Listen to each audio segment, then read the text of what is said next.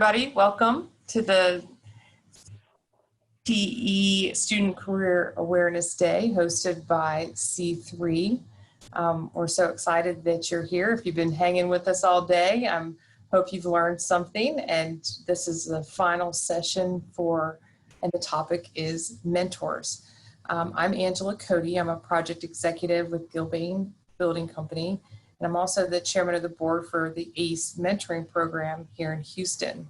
I'm excited to have with me today Miss Hillary Mullins. Would you please introduce yourself? Hi, everyone. Thanks for joining us. I'm very excited to talk with Angela today. I'm Hillary Mullins. I work for a commercial subcontractor, ISEC Incorporated, and I'm also on the board of NAWIC Houston, which is National Association for Women in Construction, and I am the chair of our peer mentoring program there. So, Awesome. welcome today. Angela take the lead. She's done this a few more times than I have. So. And I want to thank again C3 for having us and for all the sponsors for today's event. This is an amazing thing to be able to present to students and talk about all the different topics we've talked about. And it comes down to, at the end here, is finding a mentor.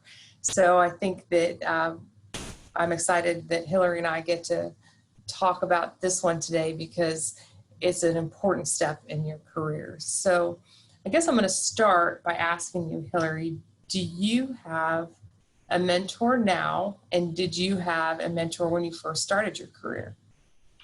I have had several mentors over the course of my career. And I think as I've taken different steps in my career, those people have changed.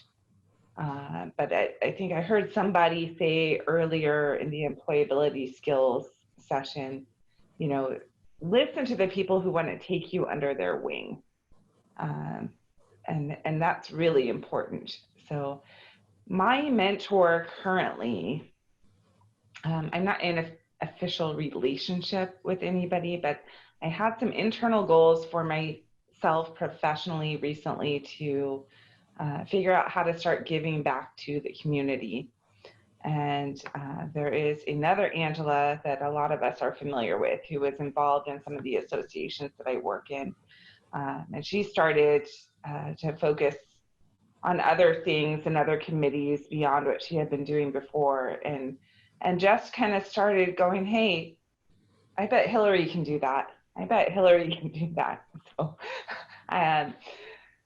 she's about 10 years ahead of me in career and in life. And I'm just kind of watching and listening. And that's my focus of development right now. And so that's kind of where I'm at, just putting myself in the path of harm's way. And that led me to the mentoring committee at NAWIC.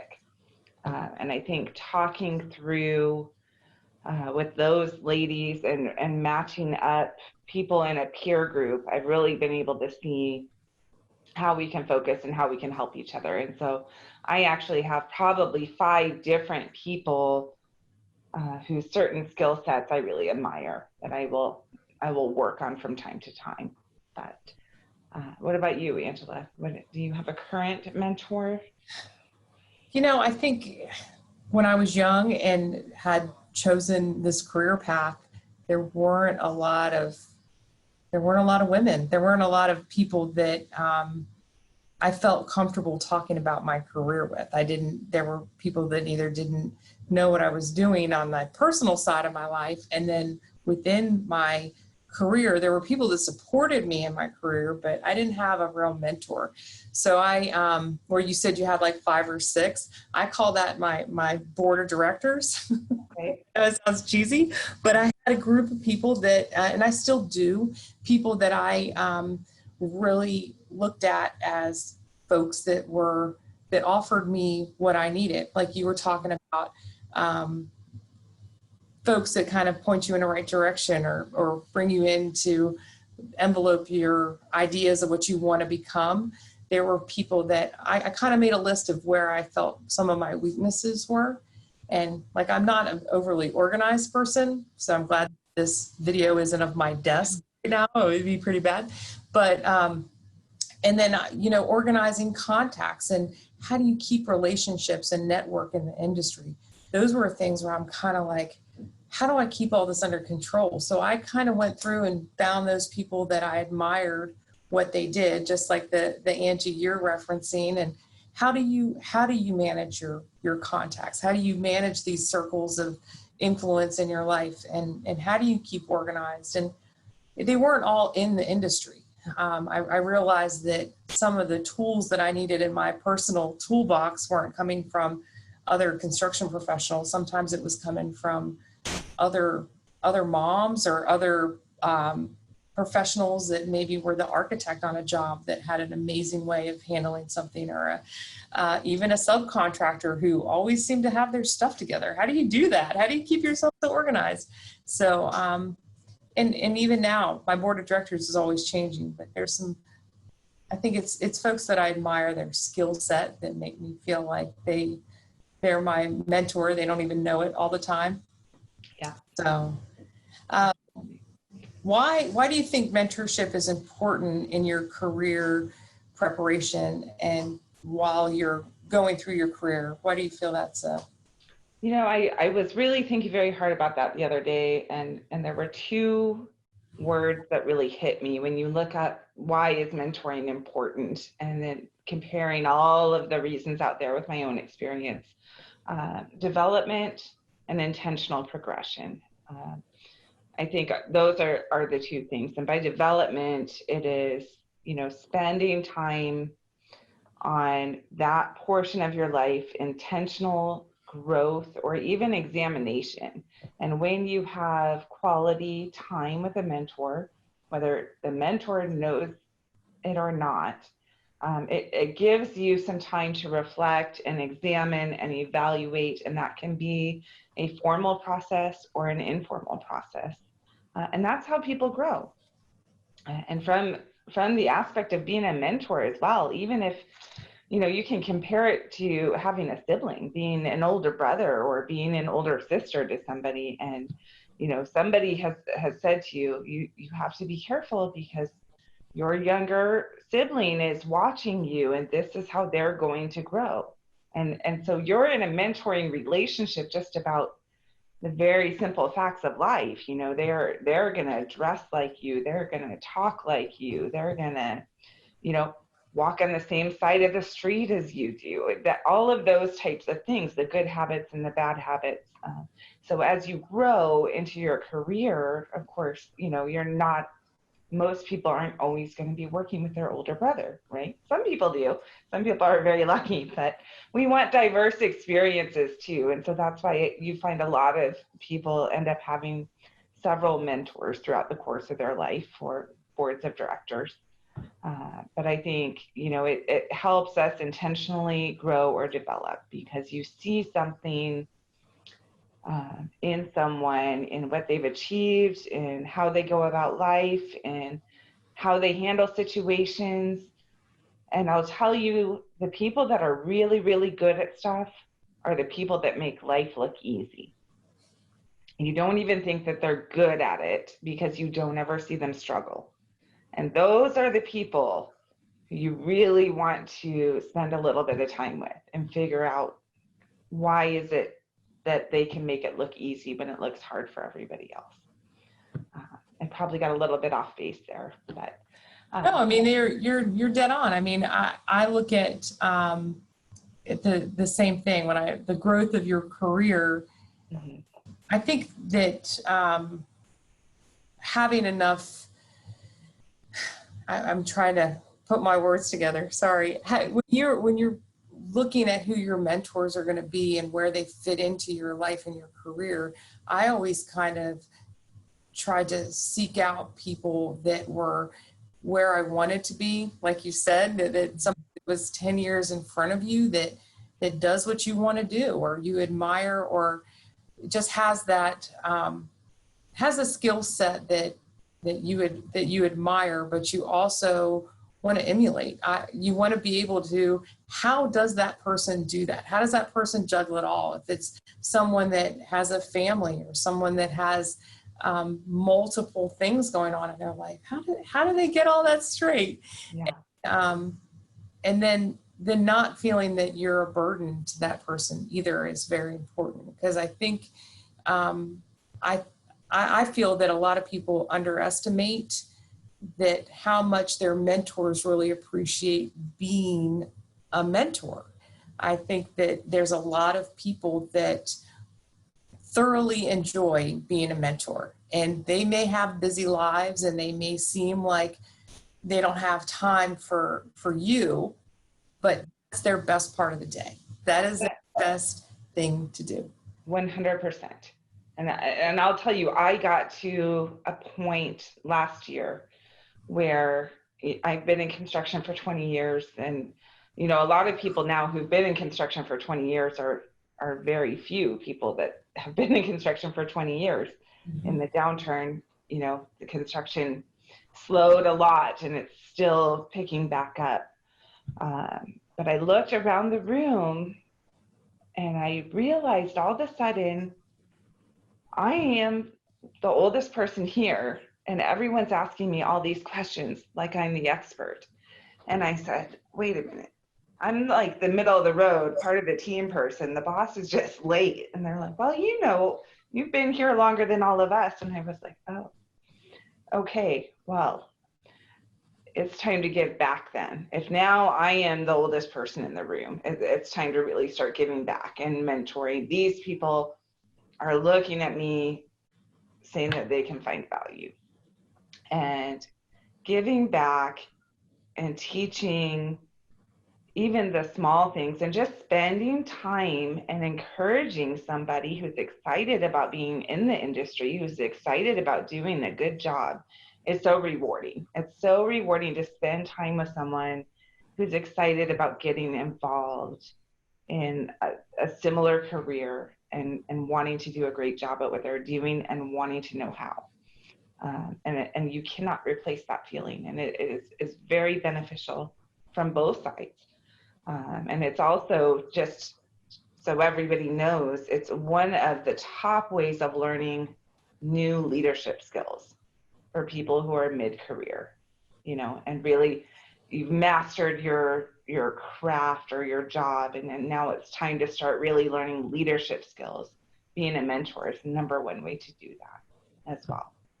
Well, and for the students that are watching, there's nothing wrong with being proactive. And if there's somebody that does something that you find exciting, in the last session we were talking about project management, we were talking about if you see something that you want, you're going to have to ask for it. You need to get out there, and you liked the presentation, so look the person up on LinkedIn and reach forward as a young person and say, hey, I liked what you said about that job. How do I get that job? Or I heard you talk about X, Y, and Z, or I saw on your LinkedIn page that you did something cool. How did you get that job? Or what experience do I need to get that job? I have a young woman that I mentor, and it was funny the way that it happened. She was in my kids are in the FFA, and my son was his friend was in the stall next to him where their cows were. I know this is not construction, but it was cows. And they the young lady was shoveling, and my son was like, what are you doing? Why are you here? And she's like, well, I'm studying construction and architecture. And my son goes, oh, my mom is an architectural engineer. And he handed the girl my phone number. Well, I've talked to her probably once every 2 or 3 weeks for the last 3 years that she's been studying at Prairie View. So, and now she calls me to help her with her, when she has a project, she just wants to run it by me, what I think, or if she's working on a materials of some sort, she says, Miss Angie, what do you think of this? And I love when she calls me. I love that I get to stop what I'm doing for maybe 15 minutes and just talk through it. And I think that, again, for the students, that when you get to a certain point, when you end up going to school or you're going to a career, there's nothing wrong with asking. You have to ask, you have to reach out to people around you, and you might find mentors in the most unusual places. And even if your family isn't familiar with what you want to do, talking to other people is really important. And if you see opportunities like this, you see someone's face, or you heard maybe the gentleman from Isaac that was talking about trade, what his carpentry, to me, that maybe that's a person you reach out to and you send them a note and ask them what you can do to get a job like that. Or and even if you see a project going on down the street, there's nothing wrong with knocking on the trailer and saying, hey, how did you guys do this? Tell me a little bit about this. Are there opportunities? Are there jobs? And I think that it means you have to have a little bit of guts to ask to have someone be your mentor. So Hillary, how did you get your mentor? Did you ask? Did you say, I want you to be my mentor? What did you do? You know, I do a lot of shadowing. And I said I wanted to be involved. So I got to be involved. But, you know, I try to bring value to a situation somehow. You know, maybe I'm the girl that brings the coffee every day. But then when I show an interest in something over here, people go, well, you know, she brings the coffee every day. So come on over, let's do it. You know, that kind of thing. But I provide feedback. I actually texted her after a common meeting that we were in, and I just said, look, you know, I really like what you're doing. I really like what you said. And, you know, I'd like to have an open communication relationship. And it's more informal. It's kind of a, you know, we're working through it all. But I think my first formal mentorship was probably in high school with my uncle. And he reached out to me. I was very blessed, but he was very frustrated with how I was doing my schoolwork. And my dad was off on a business trip. It was, you know, he was a traveling manager of something or other. And so my uncle was spending a lot of time with me for maybe about 8 months. And then he went back to Oregon, where he's from. And he said, no, this is what we're going to do. And this is how, and he interjected and really wanted me to understand the bigger picture, that it wasn't about getting it done, that it was about quality and this kind of stuff. And it wasn't even necessarily that I asked for it, but when I started getting his help, I realized how much I respected and admired him. And I did start asking. And to this day, we have a really, really close relationship. So my first mentor probably was within my family, but outside of my household. That's a great story too, because it's nice that, and you know, and not everybody has that sometimes. I think that that's why I think that the students that are listening and people that are interested in construction, there's a lot of professional organizations that can offer some of the same kind of support. I mean, you could be a junior in high school right now and have no idea what you want to do, but you like using your hands, or you know that you don't want a job that you're stuck behind your desk all day. What can I do? Can we talk a little bit about some of the professional organizations within the construction industry that can provide some of the mentorship that we're talking about, that that would be happy to help anybody who's watching? I think, Angela, you're going to have to do a lot of talking about that. You're involved in a great organization, the ACE Mentorship Program, which is national, and it's very, very large here in Houston. And I believe Angela is actually running the Houston program at this point in time. And I'm sorry, I don't know your official title, but that's okay. No, I am the chairman of the board for the ACE Mentor Program, and the ACE Mentor Program mentors high school kids who would be interested in a career in architecture, construction, or any of the engineering. So if you're interested in structural engineering or mechanical engineering or plumbing, you know, those kind of things, we help kids. We work through projects, and we connect we're virtual this year, which is really kind of cool and different. Some people, obviously we would love for it to be face to face, but I've noticed that there's been a more opportunity to reach kids that maybe had transportation issues or that were part of sports teams or other things where they before could never get involved. So, and what's been really amazing now is that a lot of our students, this will be our 12th year in Houston, and a lot of our students are coming back to be mentors. And now we have past students that are on the associates board. So there's opportunities to give back. I think a lot of mentoring, most of the people that I know who had a good mentor when they were in high school, when they get to be in their career, they turn around and they end up being mentors again. And I think that's pretty important. And all the mentors in the group are from Houston, and they work for different kinds of companies. So usually and the kids have an opportunity to meet everybody and at least get some ideas of different careers and what's going on. So, and I know that there's also different programs in Houston. I know C3, if a kid were to reach out to C3, they would be connected to organizations. One of the things that C3 is doing, you know, as just a support to the industry as a whole, C3 is really trying to engage in the school districts themselves, and especially with COVID going on, we've actually developed a committee to support K through 12 school districts in whatever they need support in.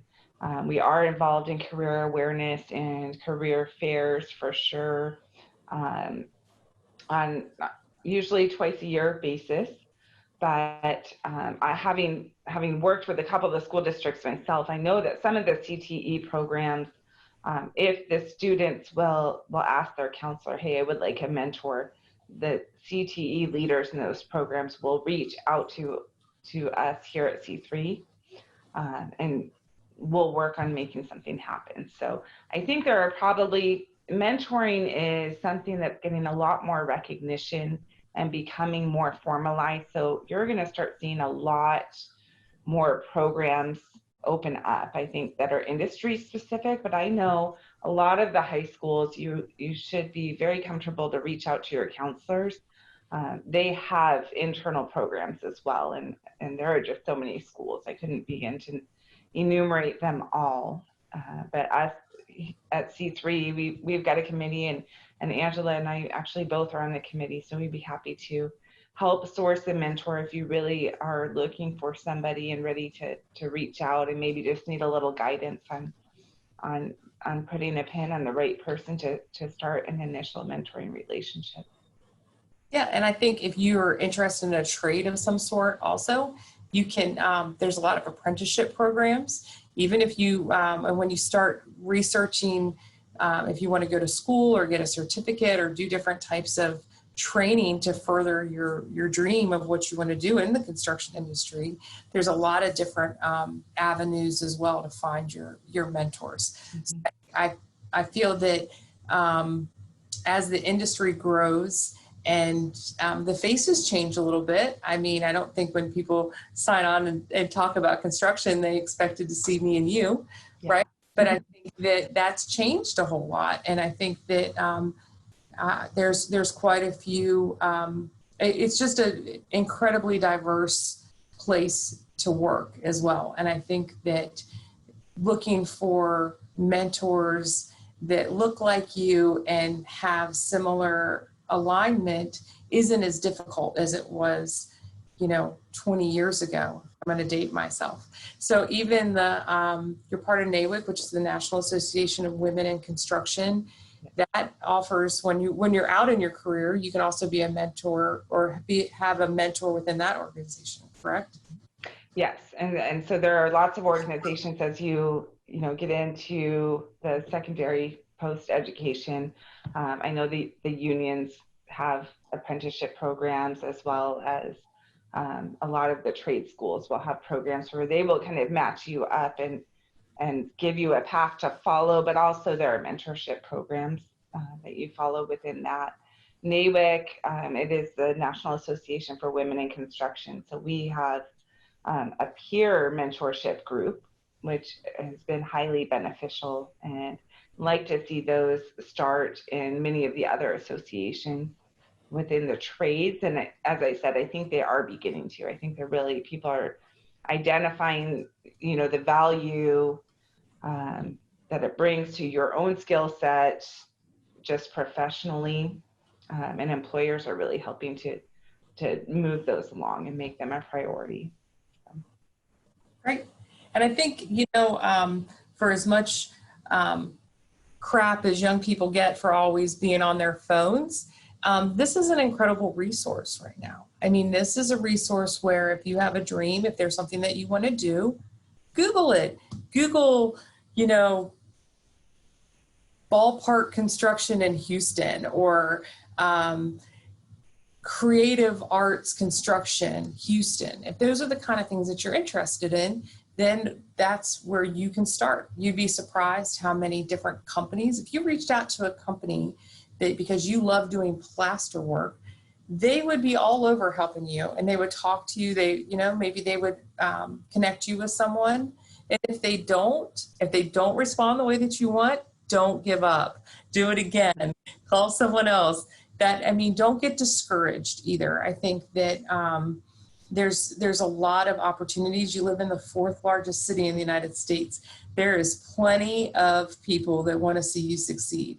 Plus, there's endless opportunities within construction. So there's so many things that you can do that, and they need you, right? The construction industry needs young people who are willing to work and do things, whether it's creative, whether it's leadership, whether it's